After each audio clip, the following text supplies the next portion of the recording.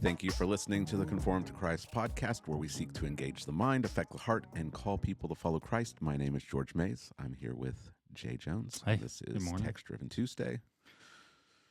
Yeah. Well, we're back. Part two. Part two.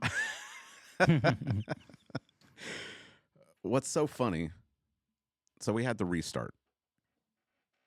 And what's so funny is that Jay was, in our first take, was talking about how great our new equipment is.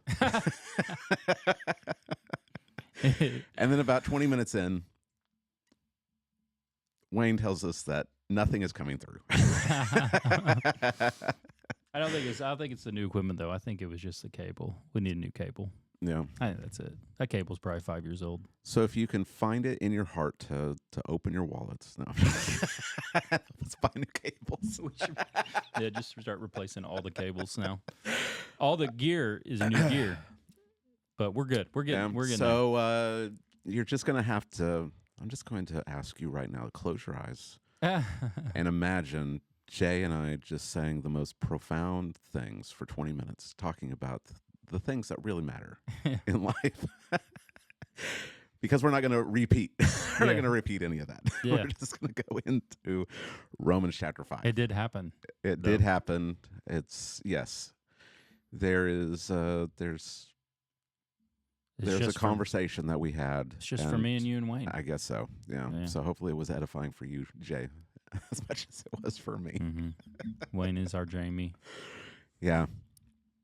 So we were talking about Mike Pence and the SBC and all kinds of stuff. The only thing I do want to repeat this time is that as people are listening to this on Tuesday, this is the 7th anniversary of Christ Fellowship Church. Yeah. I did want to make sure that was made known to people. That 7 years went by so fast, too. It did. Yeah. I was talking to a pastor friend of mine a couple of days ago, and he was like, how's the church going? You guys been going for a couple of years? And I was like, it's been 7. And he was surprised because it does. It feels like it hasn't been that long. We have now exceeded the average pastor's tenure. That's also true. which is about 5 years before they pull up their stakes and head on somewhere else. Yeah. 5 years. 5-year rotation. Yeah, my pastoral ministry professor, he said that the ministry kind of goes in cycles, and so like 2 years you'll run into some difficulty that will make you want to quit. 5 years, 7 years. And he said what most pastors do is when they hit that 2-year slump or whatever, they go to another church. Yeah. But what happens is that you just go to another church and you just have to hit that 2-year mark again. Yeah. Yeah. And the 2-year mark for me when I got here was the church trying to fire me. Yeah. Yeah. And you hit those. I mean, it's you hit those dry spells. You hit those humps as you're going along, and you do have. I mean, you either are going to say, I'm going to go somewhere else because the grass is always greener on the other side, or you're going to say, I'm going to persevere and see what happens. Mm-hmm. So, yeah. So we're here. My New Testament professor, he wasn't the preaching professor, but it's still true. And he was big on expositional preaching, right? Preaching through books of the Bible. And he said, most of y'all will leave somewhere after 5 years because you're not expositional preachers and you've run out of material. Oh, yeah. You ran out of material, so you got to go somewhere else so you can do it again. Tell your stories over again. Yeah. But if you're an expositional preacher, he said, you'll never run out of material. Forever. Yeah. Yeah. Yeah, you're right. Yep. It's those fundamental things that will keep your ministry going. Yeah. Yeah. So 7 years, happy anniversary, Jay. Yeah. It's been a pleasure to serve alongside you and the other elders and to pastor this great church. It's a great church. I pray that God will continue to bless us. We didn't know when we merged. We weren't sure how this was going to go. Yeah. Yeah. When we merged, how many do you think we were? 65? Around there, I think. Yeah. Yeah. Somewhere around there. We're about 165 yesterday, somewhere. Nice. Yeah. Slow growth. Yeah. A lot of people moving because of the community we live in. There's rollover about every 3 years. A lot of people will move out, move on military community. So that's a challenge. Yeah, God's been really good to us. He deserves all the glory for this because it wasn't because of us that this church has been able to grow. So, well, let's jump into Romans. Let's do it. In Romans chapter 5. So if you have a Bible and want to follow along, you want to turn to chapter 5. We'll be looking at verses 12 through 14, but this really is part of the last big section of chapter 5, which goes from verse 12 to 21, and it's dealing with Adam and Christ. Yeah. And some big theological concepts, controversial concepts, not just for our modern time, but across church history. There's been debate over these theological doctrines, and so we'll just take some time this morning and walk through them and see if we can provide some clarity for people. So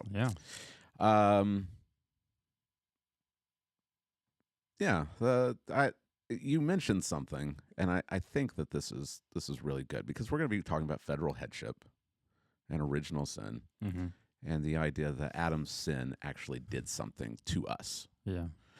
And that causes a lot of people to balk. And you brought up cultural barriers, right? Especially in America, because in America we're free. Oh yeah. And we are responsible for ourselves. Yeah. And very individualistic. But this text challenges that, which I like how you said that's why we know that Christianity is not a Western religion, because these are not Western concepts that we're talking about. Right. These are very Eastern concepts. Yeah.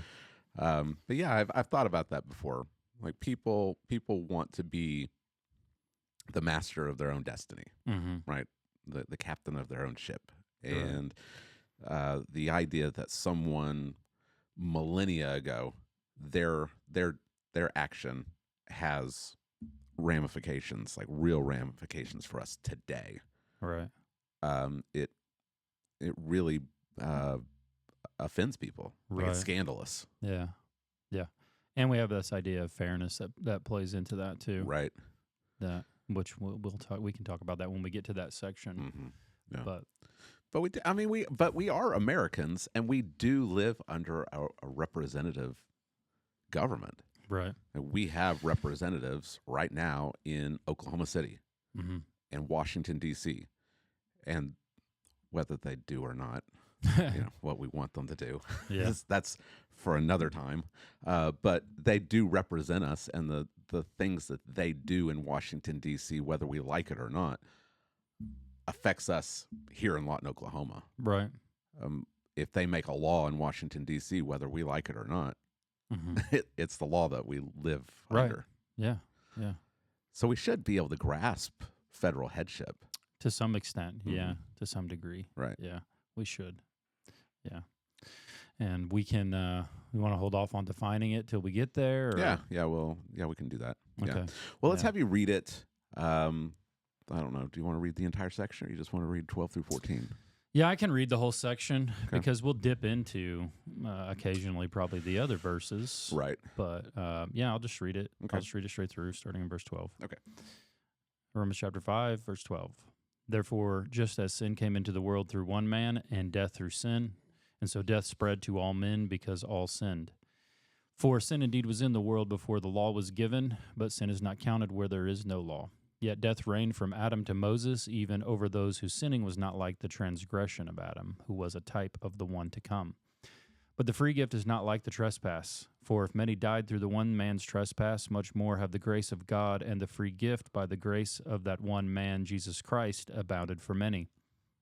And the free gift is not like the result of the one man's sin.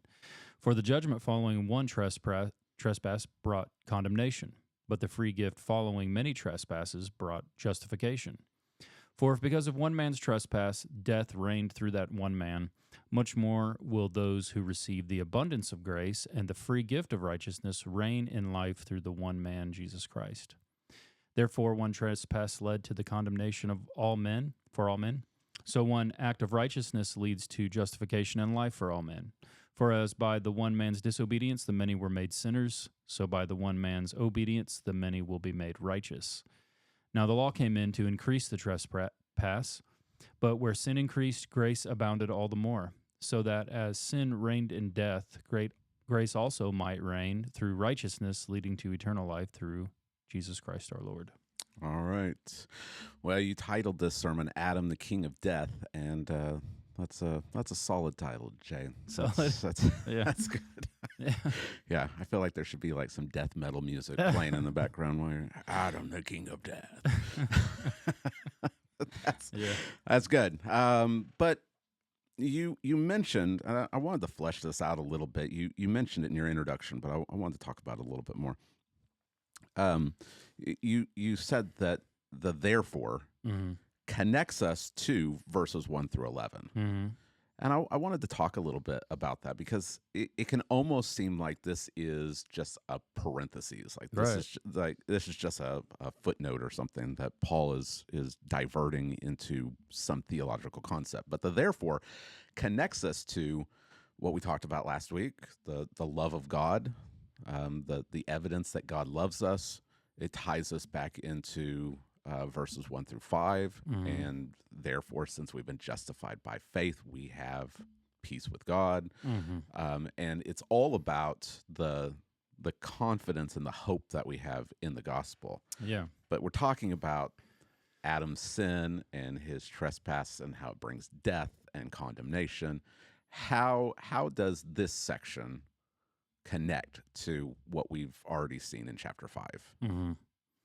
So I think it will answer the ultimate question. Like it's something we, I think, all accept as Christians, and we'll eventually get here in the text. But we say we are saved by faith in Christ, and that doesn't have anything to do with us, right? So we have Christ's righteousness imputed and counted to us. So we're reckoned to be as he is. And so now we're accepted to before God. We have peace with God and all these other benefits that come from justification.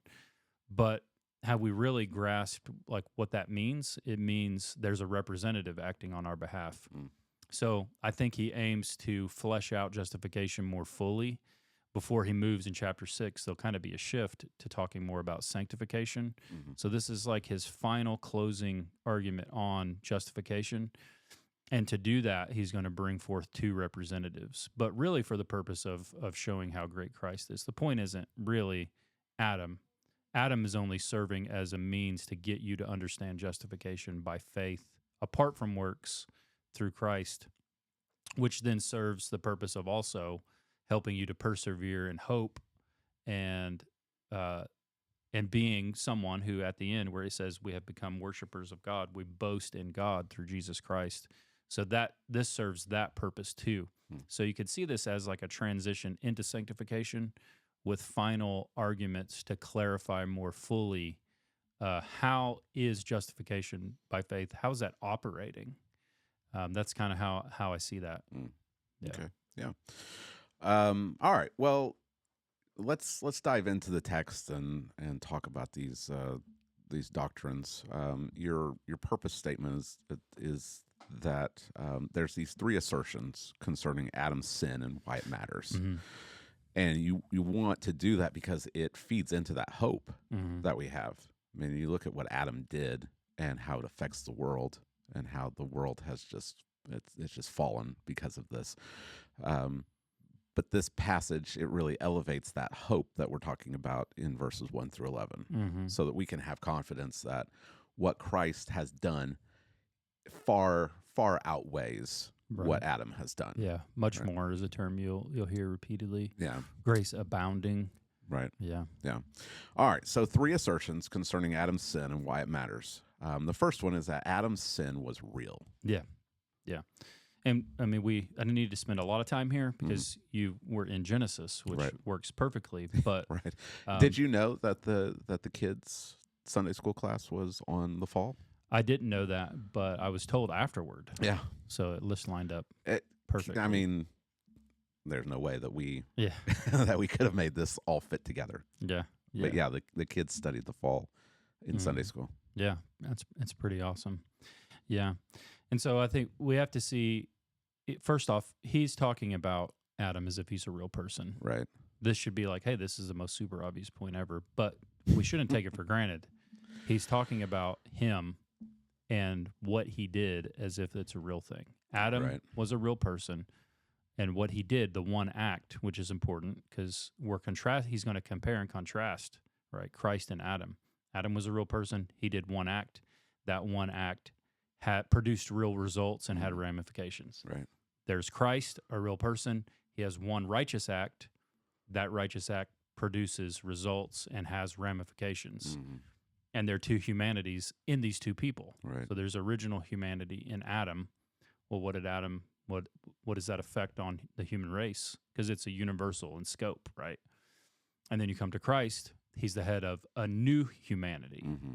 So what does he do, and how does that affect his people? And then the question is, well, how in the world do you get into him? Like, how do you become his people? Right. If I'm in Adam, how do I get in Christ? Right. So I can receive those benefits. Mm. None of this works, though, if he's not a real person. And that really is picked up by that word in verse 14, that he was a type of the one who was to come. Right. And that word type is just a transliteration of the Greek tupos. I've seen it argued that for Paul becomes almost a technical term. Mm-hmm. It carries the meaning of like a signet ring that you press down into the wax, and you've got the image of the ring in the wax seal, and that's the type. Yeah. But the ring, the signet ring with its characters or whatever's on the ring, that's the antitype. That's the real. That's the real thing. So there's like a pattern. Yeah. And so it becomes, and Paul uses it in several places. Peter uses it. It's found in Hebrews. It is a person, a place, an event, or an institution that God has used to point forward to something greater. But they're always real. Like, it's not allegory. There's a difference between allegory and typology. Right. Allegory can be even like a literary story or something that is used for like metaphorical reasons. But that's not what Paul is doing here with the word type. He's saying Adam was a real person that God, in his wisdom and his providence, has determined. He has planned for him to point forward to something greater. Right. And so for that greater person to even exist, there has to be the real type. Right. Right. Yeah. Yeah, and this is a big deal, right? Because even in the evangelical world, you've got people that say, well, the story of Genesis 2 and 3 is a literary account. Like, it's not, Moses isn't trying to communicate two real people in a garden talking to a snake, right? It's more of an allegory, right? Or even a myth. Yeah. Like, this is how the Hebrew people were understanding. They were trying to answer the question of sin and what's wrong with the world. Or you've got even people like William Lane Craig that take a more theistic evolution view, and all of those they don't really account for how Paul is dealing with Adam here. Right. Yeah. I don't see in the way Adam is presented here by Paul, if he's not a real person, then it calls into question, I think, the entire book of Romans. Because really the whole book of Romans hinges upon what he's making explicit in these verses, 12 through 21. He's going to make an explicit point regarding how you are reckoned as righteous not by your works, right? So the way God is operating in salvation, it hinges upon Adam being real and his sin having real ramifications for the entirety of the human race. Yeah, if Adam's not real, what's even the point of this passage? Right. Like, it doesn't mean anything if he's just talking about a literary figure. Right. I mean, it would carry the same weight as talking about Winnie the Pooh. Yeah. Like, well, he's What lessons can we learn from Winnie the Pooh, Jay? Yeah, yeah, He's yeah. not a real. He's not real. He's just a fictional It character. it doesn't work. Yeah. Yeah. But Paul talks about Eve being deceived by the serpent in 2 Corinthians. Mm-hmm. Jesus, but even more important is that Jesus references Right. Adam and Eve Yeah. in the Gospels. Right. Yeah. Yeah. Clearly he does. And so Jesus believes Adam was real. And so if he's not real, like Jesus is not God because he's wrong. Yeah. And Christianity just collapses. Yeah. We're all wasting our time. Yeah. And I mean, a big weakness in seeing Adam as a fictional character is the genealogies. Mm-hmm. Like Moses in Genesis, the chronicler, Luke, they all trace this line back to Adam. Mm-hmm. If he's not a real person, then what's even going on here? Mm-hmm. Right? Yeah. So there's more at stake than just. And you're going to be left with a big question, as we're going to get to in the second point about death. Like, where did it even come from? Right. Like, did God create a flawed universe containing all this death and misery? Yeah. Like that, you're left. I guess you'd be left in the same boat as everyone else in the world and other religions, just in pure speculation about how the world even got like this. Right. But he's going to tell you definitively here in this text how the world got like this. Yeah. And it all centers on one man. Right. Who's acting as a king. He's the king, right? Right. He's the only human being. Him and his wife, they're the only human beings. They both sin, and what they do affects all of humanity because all of humanity's in that one man. Mm-hmm. Right. But there's also this thing I didn't bring up, so maybe good to get into as a side note. Patriarchy is a real thing, okay? You can't say that out loud, Jay. Well, there is, in a sense, right, that it's explicit and obvious. Eve is the one who sinned first. Right. In Genesis, who is the one, though, who gets actually called to account? Yeah, it's Adam. It's Adam. Right. He's making this point here in this text, and he's not talking about Eve. Like Eve, Right. Eve is just as guilty. Her sin is the same, but her sin is not reckoned or accounted with the same level of severity. Right. The responsibility is all placed on the man. Mm-hmm. The man was the representative of the human race. Right. Right. It's been in my studies in Genesis, it was suggested by several commentators that if Adam hadn't sinned, that he would have been able to atone for Eve's sin. Like if it hinges on him, not on her, which is it's a really interesting concept to think about.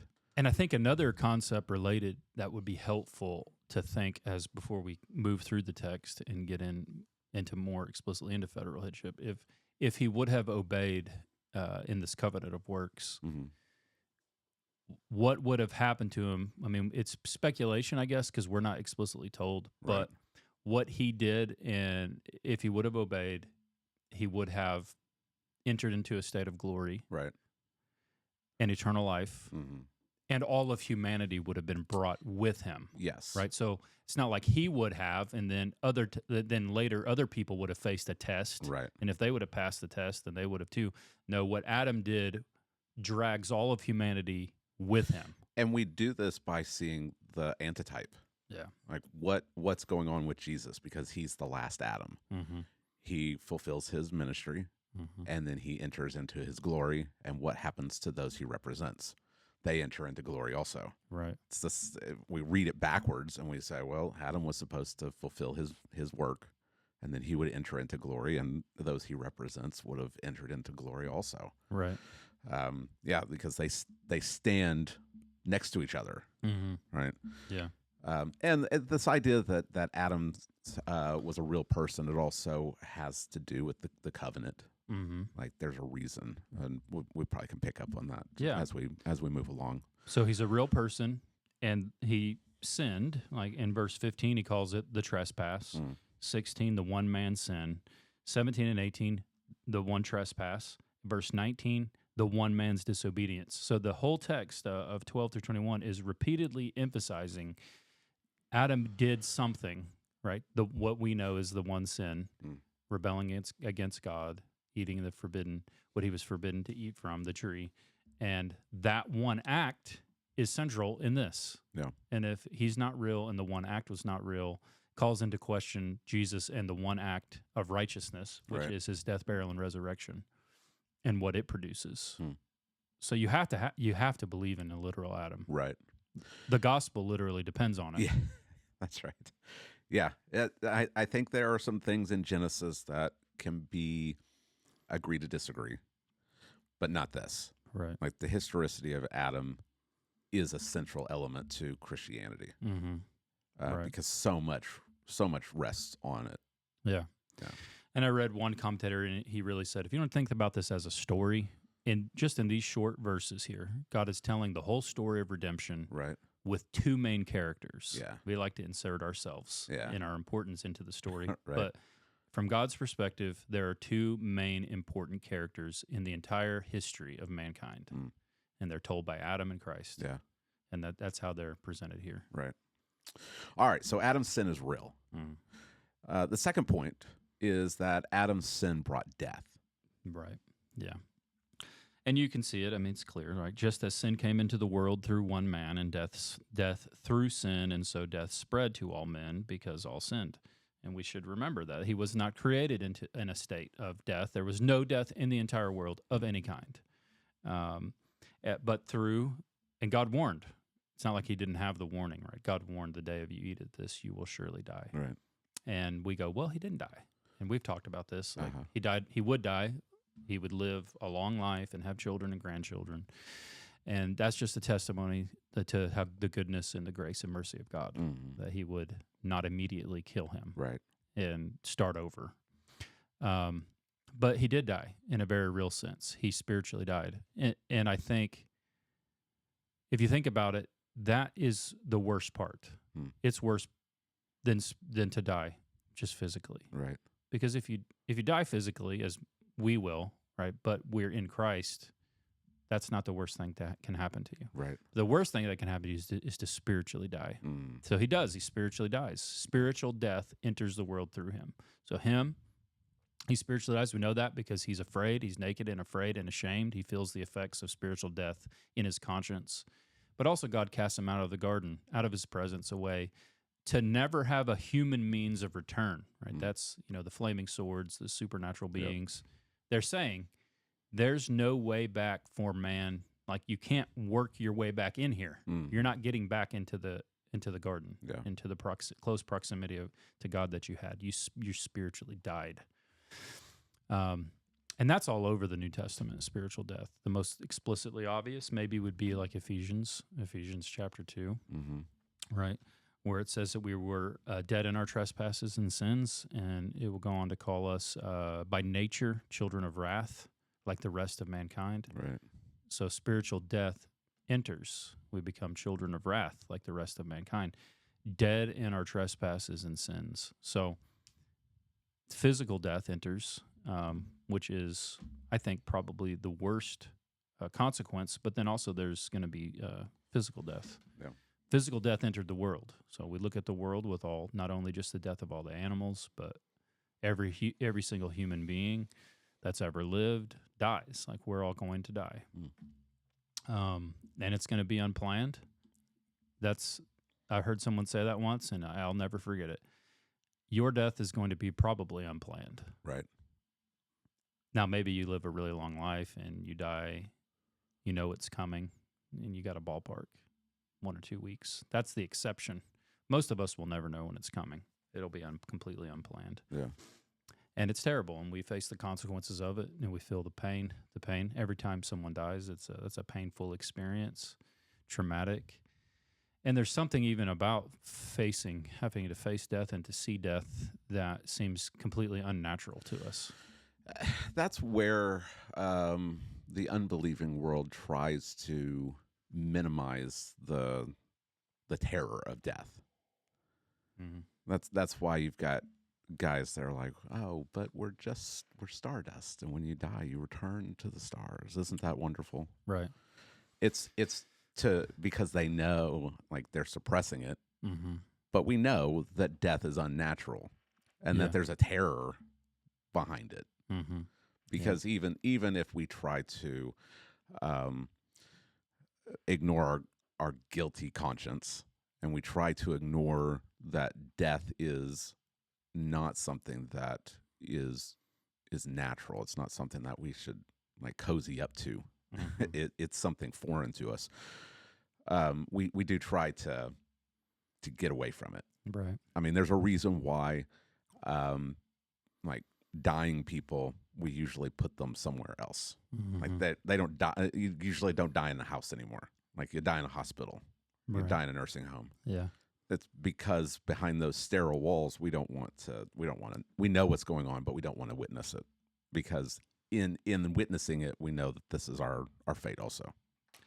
Right. Yeah, and we've talked about before about how Ecclesiastes tells us to gain wisdom as we encounter. We go into the house of mourning. We should gain wisdom. We should count our days, Right. and we should utilize the gift that we have, that is every day. We shouldn't waste our days. But it forces us, and this is why there's no open caskets anymore. There's there's not a dead person at the front of the church. Well, and even funerals are called celebration of life. Yeah, like that we're trying to. I don't want people crying at my funeral. I want it to be a party. Well, it should. I mean, there should be mourning. Like we should recognize that this is something intruding upon God's good design. And it's good. I think personally, it helps the grieving process if you see the actual person who's dead, right? And if you take your children with you, what they are going to notice is that doesn't look like them. Even as good as a job that a funeral director can do, right, and making you look good, which they do amazing jobs.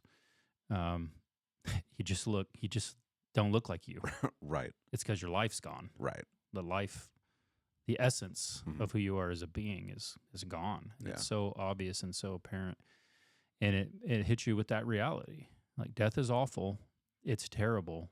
And we live, really, according to this text, under a domain or a reign of death. Right. So he didn't just bring in death with just some little thing. Adam was created to reign as a king on this earth.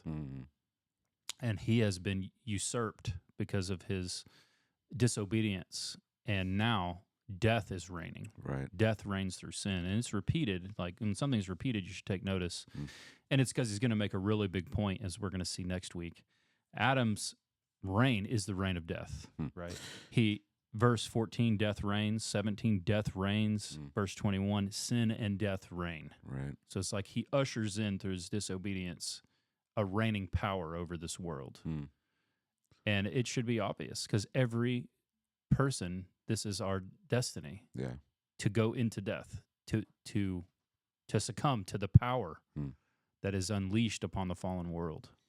Yeah, in Hebrews chapter 2, it says that Christ came to destroy the power of the one who who has the power, destroy the one who has the power of death, the devil, and to deliver all who, through fear of death, were subject to lifelong slavery. Yeah, like you're a slave to the fact that you're going to die. Right. Yeah. It really takes on a new and fresh, I think, perspective to think death will be destroyed. This power will be destroyed at Christ's second coming. The last enemy to be destroyed is death. Right. So we have a conquered foe. Christ conquered death in his resurrection. But we are still living in the fallen material world, and death is still reigning. We're still dying. Yeah. But there's coming a time when death will be eradicated. But it's such a regular part of the human existence. It's hard for us to even imagine a reality where that domain is completely gone and there is no more death. Yeah. And that will come in the end, the very last section next week. Yeah. There's a new reign going to be ushered in through the second man, the second Adam. Right. And so what his king, he's the king of life, he ushers in a reign of grace. And so he's repeating those phrases so that we can get hit with that impact, so we can see Christ. And somebody, I've heard this probably at least like 4 or 5 times, this illustration about like a black cloth. Like, why so much emphasis on Adam and death and the misery and the consequences that affect every single human that's ever been born since Adam? And he says it's like when you go ring shopping, you put out a black cloth. And I just love the illustration because it works perfect. You've got a diamond, you're like, that diamond looks pretty good, but then you put it on a black cloth, and then the light hits it, and you're like, whoa, like that is glorious. And that's what he's doing here in this section. Here's Adam. Look at the darkness that is Adam, and look at the brilliance of Christ and what he ushers into the world. Right. That's what he's doing here and emphasizing these things. All right. So Adam's sin is real. Adam's sin brought death. But now Adam's sin is our sin, and this is where we get into those theological doctrines that are sometimes difficult, always controversial. Yeah. Right? Yeah. And so we're going to be talking about federal headship and original sin. So let's dive in. Let's do it. Okay. So here is just to give you an overview of like what is federal headship, if we could just explain it, and then maybe I'll read the 1689 as well. I like how you brought up why do we use these words, because that's a common objection, right? Like yeah, well that word's not even in the Bible. Yeah, federal headship's not in the Bible. Yeah. Original sin's never mentioned in the Bible. Well, that's why I was thinking like, well, there's a lot of words that we use. Every area has its own vocabulary. Yeah. Right. Right. Like Philip and I often feel lost in our elders meetings because you and Dave and Parker, who all have served in the military, start throwing out just random letters. And you're like, what is that? And Philip and I are like, I don't know. I have no idea. Yeah. No clue. But there's a vocabulary in the military that's not used in civilian life. It's the same in the medical field. Like there's vocabulary. Right. Well, there's vocabulary for theology also. Yeah. It's so you don't have to spend forever like laying out something every time you talk about it. You can just say the Trinity, right? Yeah. Like Trinity's not in the Bible. Right. It's a word that is it's theological vocabulary. Incarnation isn't in the Bible. But behind that vocabulary is a whole concept, right? So there's all kinds of vocab words that you have to become familiar with, right? Yeah. So you could say, right, I'll read it. You could say the long form every time you need to talk about this idea. You could say, God has ordained that certain individuals represent larger groups, and the actions that they take impact the life of the people that are represented by that head, namely Adam and Christ. Right. And what Adam did plunged the world into darkness and despair and death and misery and condemnation. And what Christ did through his one act of righteousness, namely his death, burial, and resurrection on the cross, what he did accomplishes a representative, imputed righteousness that God gives to all of his people.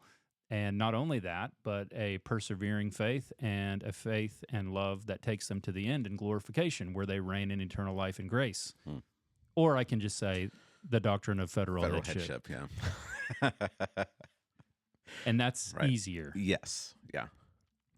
The concept is here explicitly in 12 through 21, and it's called federal headship. This is explicitly spelled out in the Westminster Confession of Faith and the 1689 London Baptist Confession. This isn't a novel new thing. And prior to that, this goes all the way back even before Augustine. Augustine most clearly articulates it, but this goes back to the early church, that people have believed this doctrine. Right.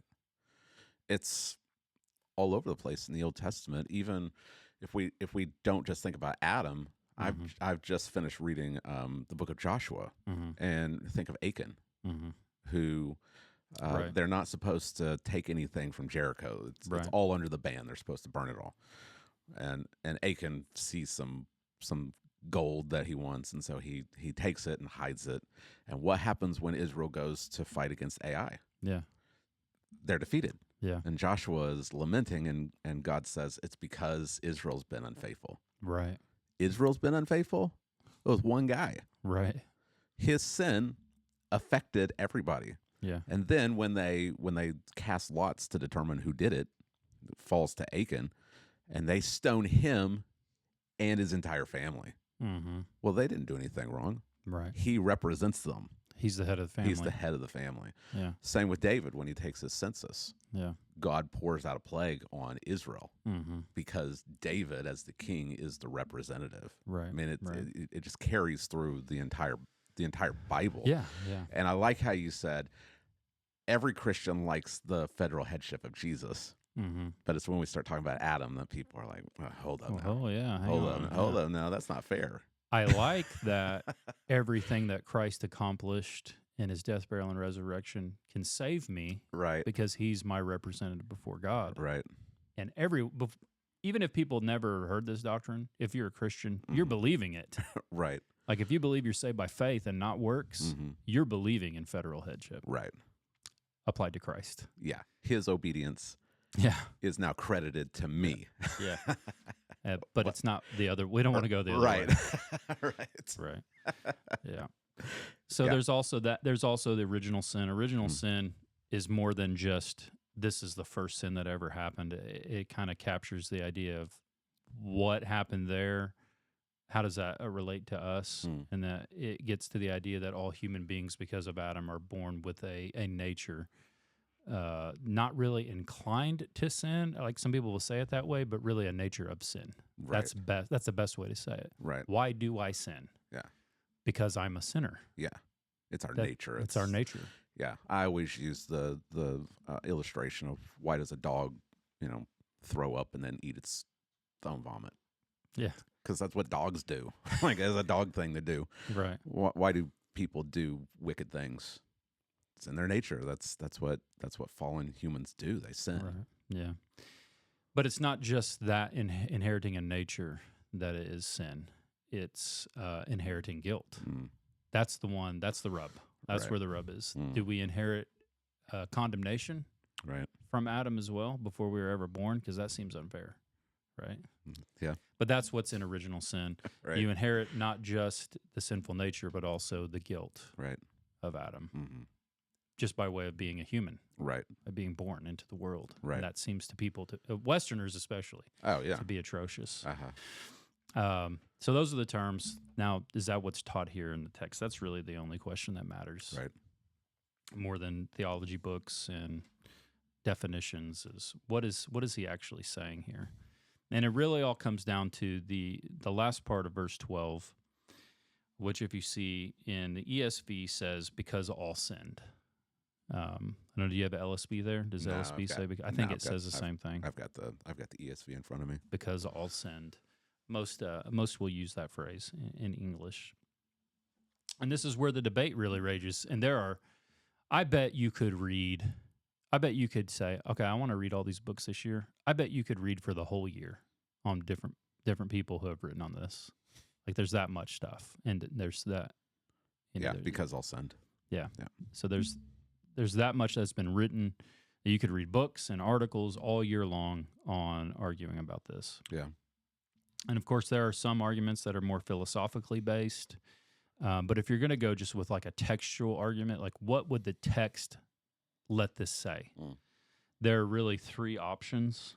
So the first one would be because is introducing a relative clause. Wait. No, let me go back. That's the last one. The first one is it's just merely a conjunction. Okay. Death, and so if you read it as merely a conjunction, it would say, death has made its inevitable spread to every human individual of the human race because all people themselves do sin. And you didn't mention these labels in the sermon. I was trying to pick them out as we were going along. Thought we could talk about it. Sure. This would be Pelagianism, right? Like everyone comes into the world essentially as a new Adam. Right. Capable of sinning or not sinning. Right. Yeah. And that one's been rejected thoroughly through the history of the church. That has actually been labeled as a heresy way back in the Council of I don't remember which council. Now that I bring it up. That's embarrassing. No. Yeah. It was actually back in the 400s. It actually was condemned as a heresy. Yeah, and we'll get into this later. Yes, we are condemned because we sin. Yes, we do die because we sin. But we're talking about ultimate reasons. What's the ultimate reason why this happens? So that option's really off the table. Yeah. And it doesn't fit contextually with the rest of this argument. I really think only one does. And it doesn't fit with just experiential life. Because you would expect that if everyone comes in as a new Adam, that there would be some that wouldn't sin. Yeah, wouldn't there have been one person? You'd over think the there'd be past? somebody, but then they sneak in. Well, it's because of outside influence and their environment. It's like, well, they're kind of doomed to do it because the cards are stacked against them. Yeah, right? Yeah. Then the second kind of option is it's a consecutive conjunction, meaning that with the result that. So that's how you could make that phrase, with the result that. So death spread to all men with the result that all sinned. And I don't think it's the best option, but it does contain theological truth if you think about it. So in this way, they would kind of see death operating in verse 12 in a dual sense, as we already talked about, spiritual death. So you could read it as spiritual death spread to all men with the result that all sinned, which is a true statement. Right. But is it really what the text is driving at? Is that semi-Pelagianism? That's kind of more of the, I don't know, traditional Southern Baptist position. Right. Is that, yes, Adam's sin did something to us. Right. But it's not until we actually sin that we are condemned. Right. Right. That the condemnation comes. Yeah. And it doesn't work because, there's a summary statement here in verses 18. I should have brought my glasses. 18 and 19. And it's not just verse 18 and 19, but it's repeated. But therefore, as one trespass led to the condemnation of all men. Right. Okay. Now, how do you make that fit with this? Because that clearly says the one act of the one man brought condemnation to all men. Right. Not that later the men brought condemnation upon themselves when they failed the test later. Right. Because they were born spiritually dead, they ultimately would. It does. That's not the argument being made here. Right. So that doesn't really work. The third option is, and I think the one that the Bible teaches clearly here, all the way through 12 through 21, I think is reiterating this, is that death spread to all men because all men sinned in Adam. So this position, because is introducing a relative clause, and the subject of that clause is Adam, not you, right? So that's what's working at, to push you back to Adam. Relative clause with the subject being Adam. So in English, death spread to all men because all sinned in Adam. Right. And I don't really know why they don't translate it that explicitly. That would be helpful, right? Yeah. It would be more helpful. I think because it's not, that wouldn't be a translation. It'd be more of an interpretation. So you'd see it more in like a thought for thought, but I don't know if any thought for thought translations have that. But this is Augustinianism or Calvinism, right?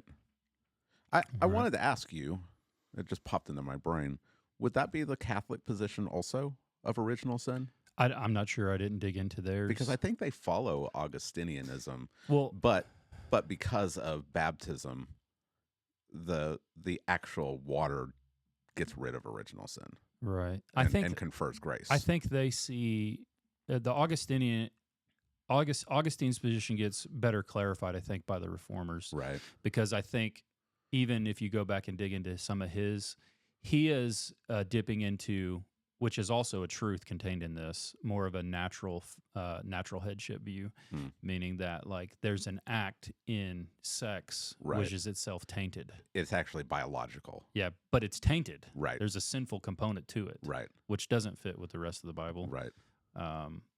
But then this is why I remember doing a research paper on Augustine, and it's been so long ago, but this is when baptizing babies really skyrocketed. Right. Because they would say, well, we'll baptize a baby and wash away their original sin.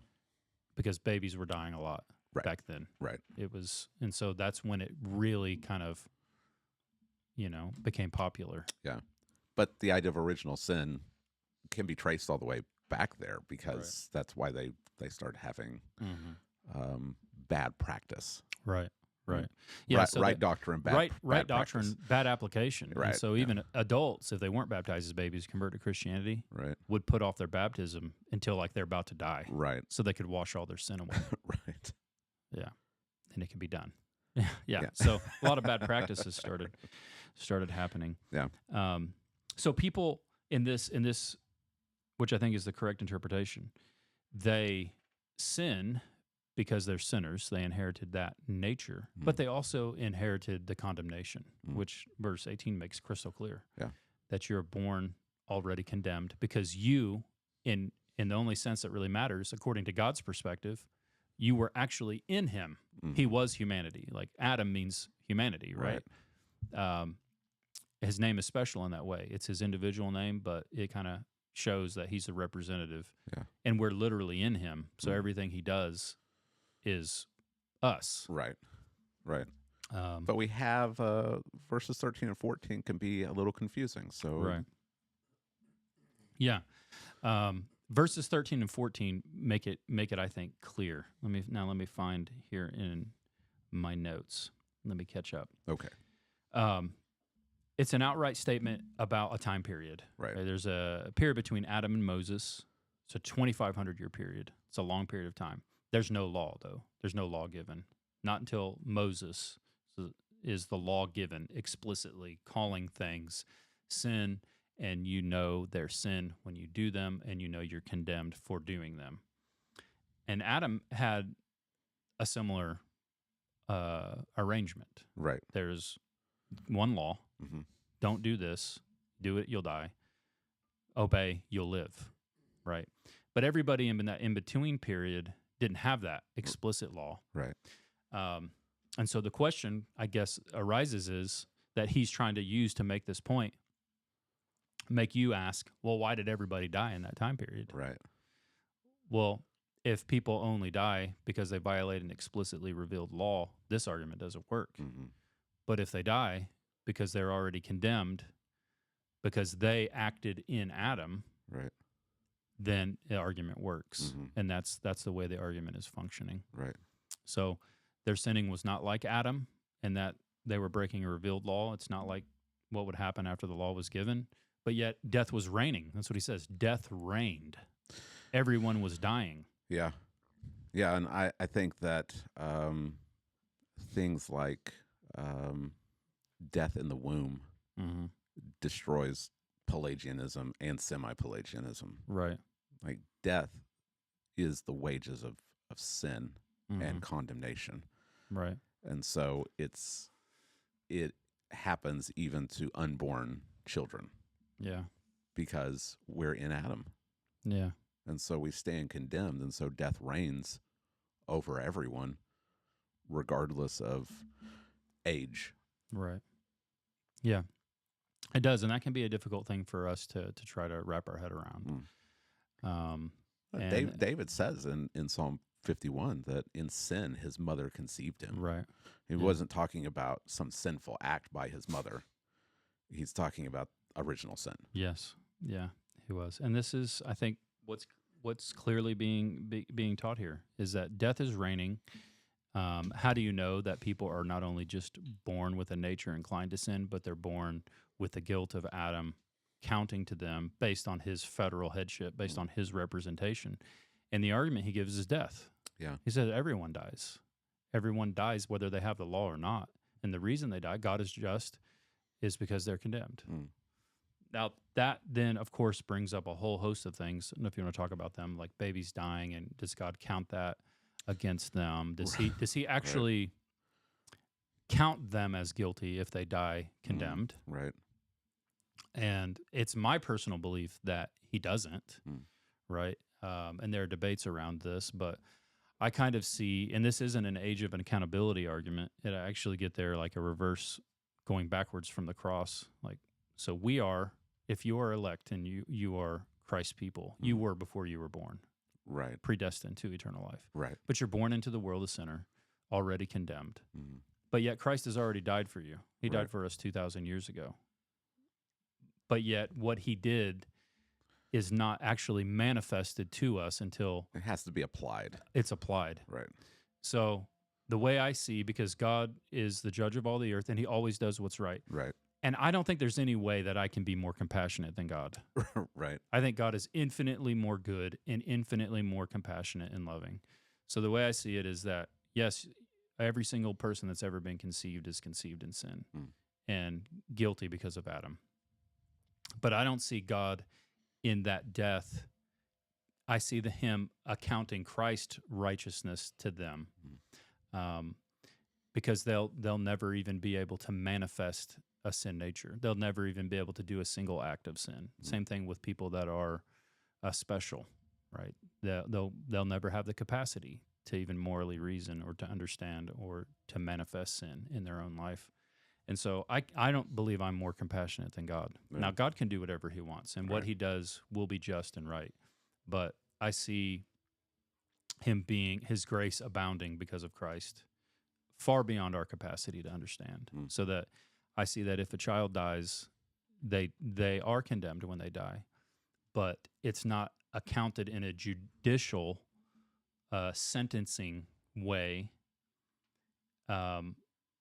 like it would be had they died as an older person. I see them gaining what Christ accomplishes and not what Adam accomplishes. And I'm okay with, people correcting and being wrong in that sense. What do you think? Did I make any sense there in what I was just saying? Yeah, I'm not dogmatic about it. I know that there's some people that are really dogmatic about it. I always just rest on what Abraham says in Genesis 18. Will not the judge of all the earth do what's right? Right. If he saves every infant who dies in the womb, then that's according to his sovereignty. Right. If there's elect infants and non-elect infants, which could at least, I think, be partially argued from Genesis 9 or Romans 9, excuse me, with Jacob and Esau, right, before they'd done anything good or bad. But we have David's son who died. David's son who dies, and there's debate over exactly what David means when he says he won't come to me, but I'll go to him. Right. He could just be saying, I'll die. He's not coming back to life, but I'll die. I don't know. Right. So I wouldn't be dogmatic about it. Right. I think that we can take comfort in God's sovereignty. I think the main thing is we need to get away from this idea that babies are like born innocent, because I don't think you can get there from the text. I think that we are brought into the world with a sin nature. Like we are sinners. From conception, right. We have this nature that is bent against God, and babies aren't justified by death. Right. They're justified by Christ. And if God wants to apply the work of Christ to infants, praise God for that, right? Yeah. But in the end, when we stand before God, all we'll be able to say is it was all of grace. And God in his wisdom does what is perfectly good and right. Yeah, I think we'll see that grace has abounded. Right. Because this is about death's reign, all this, but then we get to Christ, and it is grace super abounded. Right. Because of what Christ accomplished. And for me, I apply it in that way. Right. It doesn't mean I'm right, because we aren't explicitly told the answer. Right. But I think that's how it will go. We are born not just with a nature, but born guilty, and therefore we die. Now, that doesn't mean that we're not accountable for our own sin and that our sin does not also condemn us, because it does. We've seen that all through the Romans already. Yeah, we prove ourselves to be sons of Adam. Right. Yeah. All have sinned and fallen short of the glory of God. Right. That doesn't. So we cannot escape our own moral responsibility before God. Right. The wages of sin is death, meaning we sin, we die. We break the law, we die. We face condemnation for our own sin. But the ultimate reason is Adam. Yeah. And I don't know if it was helpful to bring out this medical kind of example. It was helpful for me, so hopefully it was helpful for other people. Yeah. And that they have this terms in the medical world called the proximate and secondary causes of death. So if you think back to COVID, when there was a lot of death happening, and we heard things like there were comorbidities involved. And what that really means is, like, the person died of COVID. That's the proximate cause of their death. But also, there were other causes. So maybe they had a heart problem, or Right. they had cancer or something else, right? So the COVID's the proximate cause. The secondary cause would be these other contributing factors. And the same thing is functioning here, I think, in theologically. We are condemned and we die because we sinned in Adam. But we also sin and are condemned and die for our own sin. Mm. But it is functioning in the secondary capacity. Right. So we can't escape our own moral responsibility Right. for our condemnation and our death. Yeah, you can't throw up your hands and be like, I can't help it. I'm in Adam. Right. Right. You are personally responsible. Yes. Yeah. Yeah. It is a difficult thing to wrap our head around, but had this illustration about like a baker.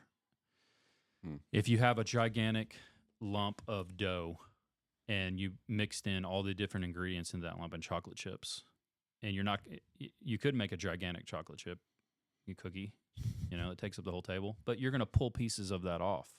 So they are coming from the source, and everything you pull off is the same as the source, exactly. Right. And so through natural generation of the human race, we are Adam. Yeah. Like, we don't ever think about it that way. Like, you are your parents, Right. literally, in a literal sense. Right. And they are their parents, and they are their parents. And you go all the way back. We are Adam. Yeah.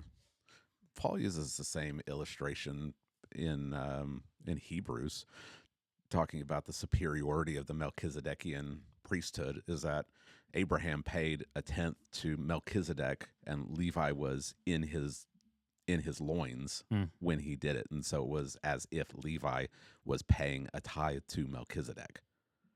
Like, we don't think that way because that's not a Western thing that we think about. We think about individuals, but the biblical authors are thinking in a corporate sense. Right. Paul's going to say that in Romans chapter 9.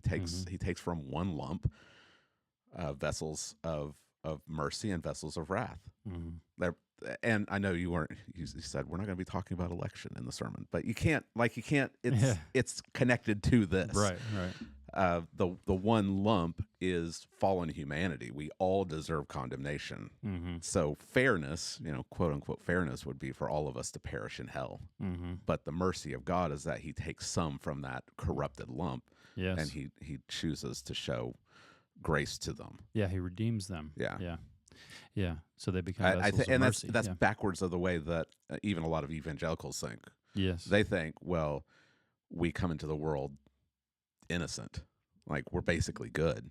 Paul's argument is that we're all really bad, and so God shows mercy to bad people, people who are against Calvinism for whatever reason. That they'll say, well, it's not that person's fault; they weren't chosen. Right. It's like that's the opposite of what Paul's getting at throughout the book of Romans. Right. He's not saying that. It's not fair because everyone's good and God's like rejecting these people and that's why they're bad. He's saying we're all bad, already justly condemned. Right. And God shows mercy to those whom he wants to show mercy to. Right. Yes, exactly. Yeah.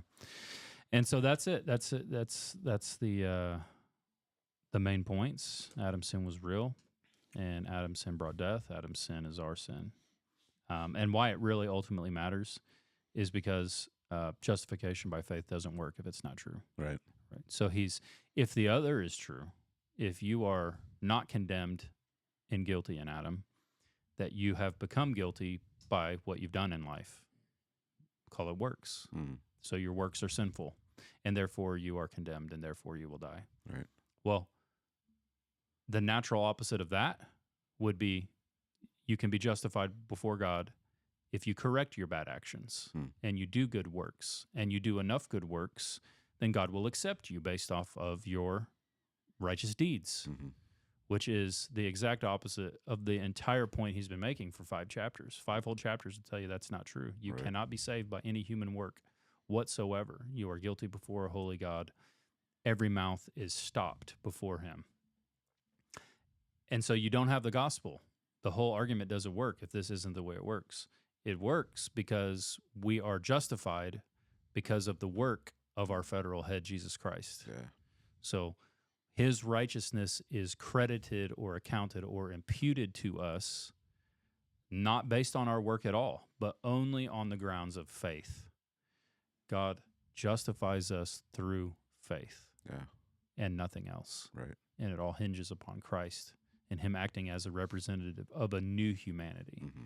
So you should see Christ as the creation of a new humanity. And this is why the virgin birth also matters. Mm-hmm. People may haven't ever thought about this before, but Jesus was not born by natural generation. Had he been born by natural generation, he would have been under the federal headship of Adam, born with a sinful nature and born condemned. Yeah. But God breaks the cycle. And it's covenantal. Like, we have to be thinking in terms of covenant. Mm-hmm. Like, Adam was in a covenant of works. He broke it. And so we all come into the world in a broken covenant. Mm-hmm. Jesus comes in as a new representative who will also, through his works, Right. Bring in a new covenant. Yeah. Yeah.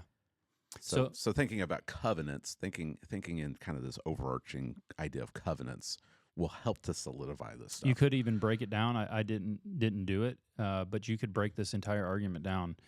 The king of the covenant of works, the king of the covenant of grace, Right. because that's how they're presented. So a new humanity is brought into the world through a new Adam. He calls them in Corinthians the last Adam, or the second Adam. Uh-huh. The last Adam, God's special. He is a special creation of God, a new representative for humanity. And he brings him forth through a miraculous generation, Right. unlike every other humans. And so he's born free from sin. He's born and never sins and is always obedient. And he does everything Adam should have done. He everywhere he fails, and more, Christ succeeds. and better. And better. Right. And better. Yeah. And his reign will usher in a new creation. Right. And eternal life. Mm-hmm. And so that's what's happening here in Yep. this text. Yeah. All right. Good stuff. Hopefully that was helpful for people as they're thinking through some difficult concepts. Mm-hmm. But I'm with you. I think that's how you understand this passage. That's what's going on. Yeah. So next week we'll finish out the passage with 15 through 21. Yep. Right. Okay. Yep, that's right. All right. Well, thanks for joining us today. Hopefully it's been helpful. Please make sure to like, subscribe, and share. Leave us a comment if you found this helpful, or if you have more questions that we can help you with. Well, I hope you have a good week. We'll see you next time. God bless.